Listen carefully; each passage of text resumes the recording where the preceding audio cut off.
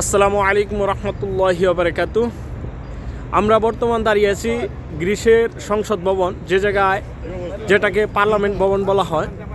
তো এই পার্লামেন্ট ভবনের সামনে দাঁড়িয়ে আপনাদেরকে একটা সুসংবাদ দিতে যাচ্ছি যে এই পার্লামেন্টেই তো বিভিন্ন ধরনের আইন পাশ হয়ে থাকে।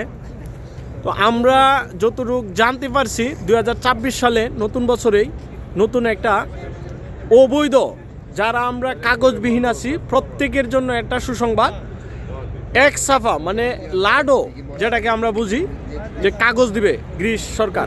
যতটুকু এখন পর্যন্ত জানতে পারছি, সকলকে অনুরোধ করব আপনারা যারা কাগজ নেই এখন পর্যন্ত প্রত্যেকেই কাগজগুলাই রেডি রাখবেন, যেমন পাসপোর্ট, ঘরের স্যাম্পলি যেটাকে ঘরের কাগজ ঠিকানা বলা হয়, এবং অন্য অন্য ডকুমেন্ট রেডি রাখবেন, এবং মালিকানা কাগজ সহ অরিজিনাল সব অরিজিনাল রাখবেন। কোনো ধরনের ডুপ্লিকেট কাগজ জমা করবেন না, প্লিজ প্লিজ প্লিজ। ধরা কে গেলে আর আপনি কাগজ পাবেন না, এবং হতে পারে আপনার কাগজ 10 বছরের জন্য, 5 বছরের জন্য, 7 বছরের জন্য ব্লক হয়ে যাবে।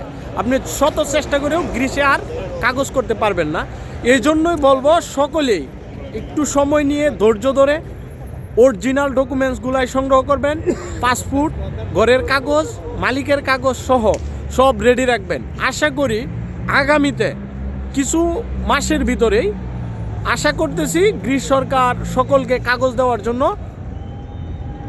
ঘোষণা দিবে ইনশাল্লাহ। তো সবাইকে আমরা বলবো যে আপনারা কাগজগুলা রেডি রাখবেন। ওকে, আসসালামু আলাইকুম ওয়া রাহমাতুল্লাহি ওয়া বারাকাতুহু।